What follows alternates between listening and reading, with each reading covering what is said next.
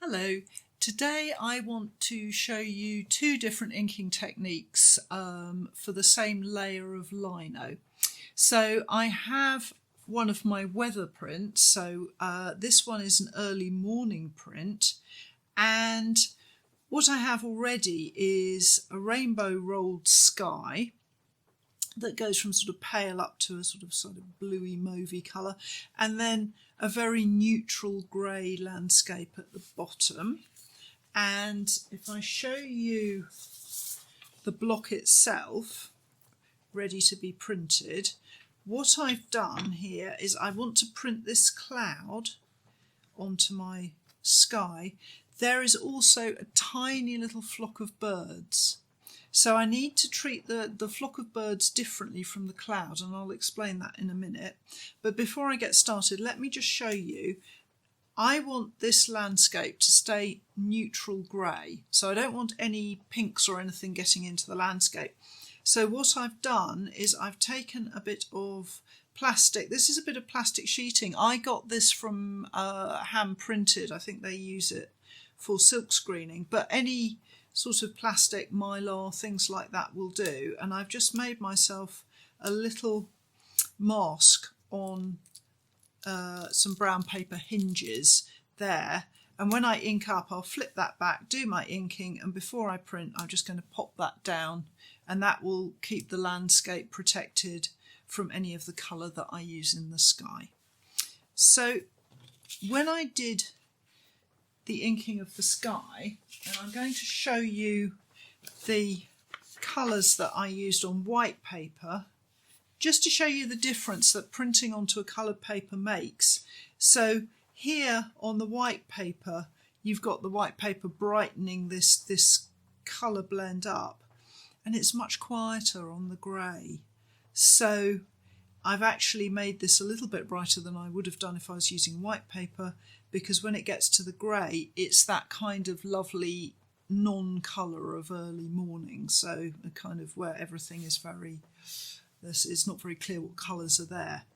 So I used a mixture of three colours to do this, and when I'd finished with printing the background, I saved, as I so often do, I actually saved the ink that was left over, and I pulled all three colours together into a mix here. Now the ink itself is quite transparent. There's a lot of extender mixed into that colour, so it's already kind of a good colour for the cloud because it's made up of all the colours that are in the sky already. So I'm just having a look to see how that is, and it's nice, but it's a little bit bright. I'm going to just knock it back here. I have some grey from the landscape, so an extended transparent grey, and I'm just going to add that in because I just don't want it to be too candy pink. I want it to be a little bit softer than that. So a little bit of that transparent grey in, just to take it down a little bit more. And we'll see where we are with that. And the other thing is that I want it not to all be one colour. I want it to be a little bit paler at the foot of the base of the cloud, going up to a little bit deeper at the top, rather like the sky. So I need to mix. That's better. So I've gone away from a sort of more candy pink into a more sort of plummy colour, which was seems much better to me. So I'm going to now mix a little bit of a paler red. So I'm going to revert to what I did with the rainbow roll for the background sky, which was to use it's poppy red here. These are all oil-based inks. These are Cranfield's oil-based, traditional oil-based. And I'm using a transparent brown, this is Van Dyke brown here, to knock that, rather like I did with the grey, it knocks the red off being too bright. I seem to spend my life knocking colours back and subduing them. And that just gives me a red that's it's a gentler sort of red. It's an early morning soft kind of colour. So now I've got those two colours figured out, I'm going to do myself a blend. So I'm going to put those end to end like so, and I'm going to use a longish roller. But what I also have on here, as I mentioned, is I have this little flock of birds here, and I'm going to do a test print to begin with onto plain paper, and I'm going to ink everything up and just print it and see where we are. But when I come to do the actual printing, I'm going to wipe these birds clean because I don't want to get extended ink on this fine detail. I don't want it to be claggy. I want, when I print those birds, I want them to have one crisp layer of colour. So I'm going to do it in 2 goes. But before I do that, I'm just going to take a test print to see what we've got. So I'm going to ink everything to do that. So I'm folding back my protective plastic sheet and just going to start rolling this out.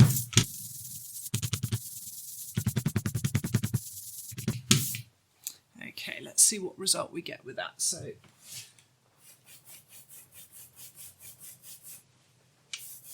just going to work that back and forth. And with extender, as I've said before, it pays to work the roller more than you think to get that extender, that extended ink nicely evenly spread out on the block. Okay, so I'm just going to, oh, and the important thing is to remember to flip the plastic back over to protect the bottom bit of the print. And then I'm just using inkjet paper to take an impression.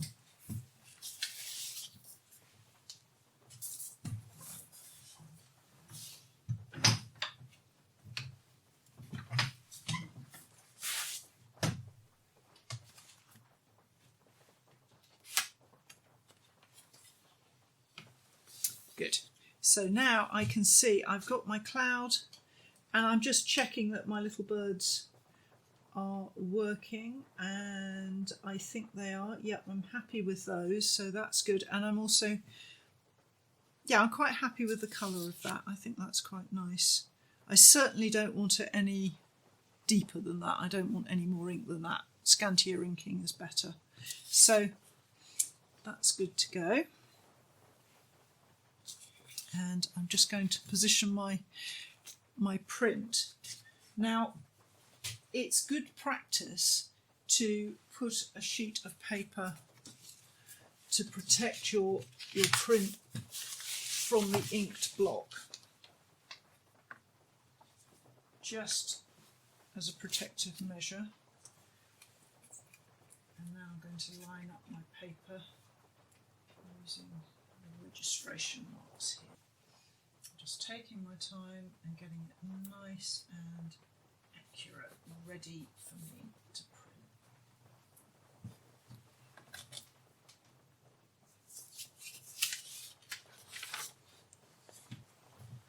So I folded back my plastic protective sheet, and now I'm going to ink up. And you can see I haven't pulled any more ink down. There's an incredibly thin layer of ink on that roller.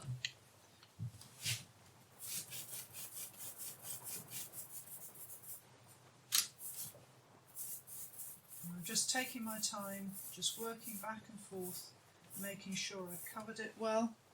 And now I'm just going to take a rag and wipe away the ink from around the flock of birds, just getting rid of the ink so that I get a nice clean print. And I'm also going to take the time just to get rid of the offset ink in the sort of dead area of the print. I don't think it'll print, but it's as well not to take a risk. Okay, so now that's done, I can flip my protective stencil back over the landscape.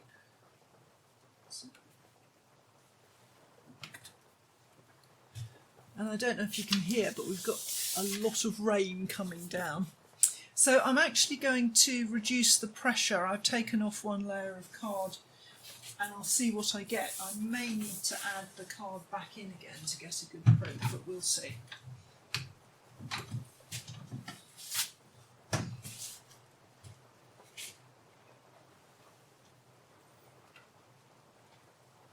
Now I think that actually I'm kind of happy with that, so I'm good to go with the rest of this series. So what I'm going to do is I'm going to print that cloud onto all of my prints, and then I can cut away the bottom bit of cloud before I print the birds.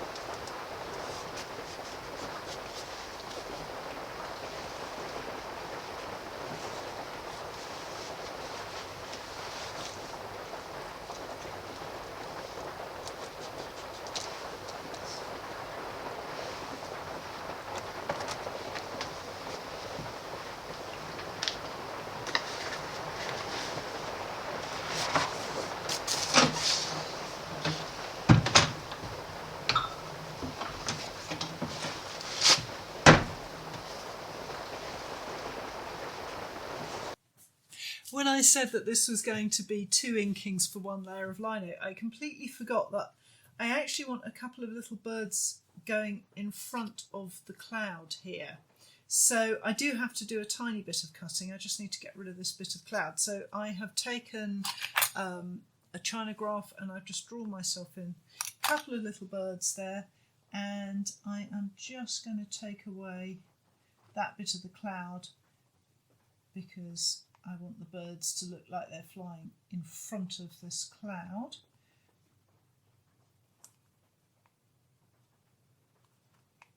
And then I can ink up the little birds nice and get them nice and crisp and detailed.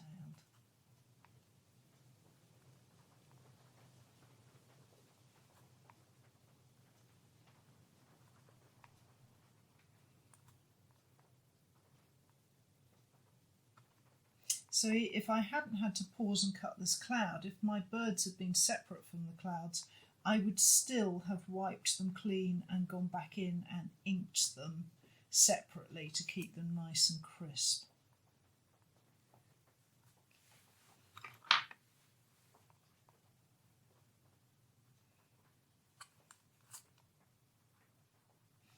When you have very fine detail like this, it makes sense to avoid putting layers of ink on that detail until the last possible moment. The fewer layers of ink on fine detail, the crisper it's going to be.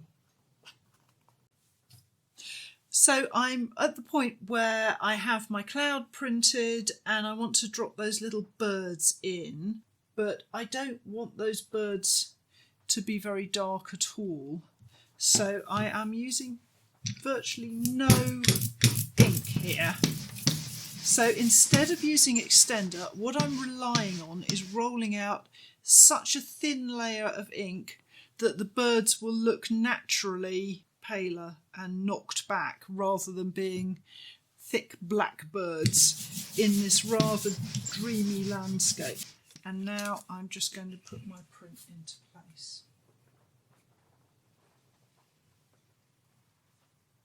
Now you'll notice that I haven't been good. I haven't put down a protective sheet between my print and the block, but it's not going to transfer. It's one of those things, the kind of more experienced you get, the more you understand when you need to do stuff and when you don't. So it's just getting used to things, really. Okay. So I'm going to open up my masks and put that incredibly thin layer of ink on. Just get that little bit there.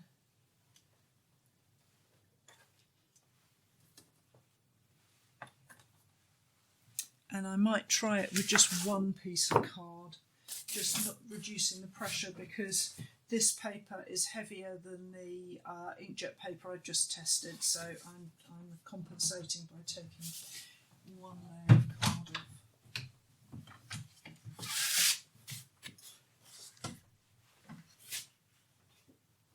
Yes, very nice. So what I've got now, if I put that down on there, is my little flight of birds there, and this landscape in the foreground is going to go a little bit darker, so that'll pop the landscape forward, and the birds are there but they're not screamingly dominant in that rather gentle sky.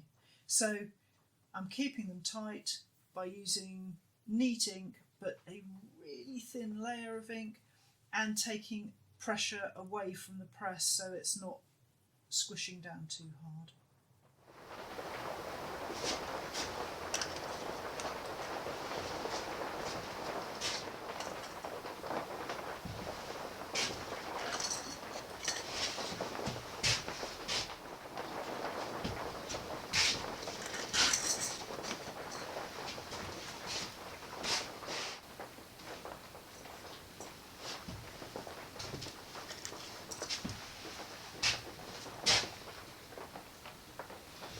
So here we go. I've got a little bit more to do in the foreground before the print's finished, but I hope you found that useful, and that if you've liked the video, please press like, and if you subscribe, that really helps me to carry on making these films. So thank you very much, and I hope you'll join me again.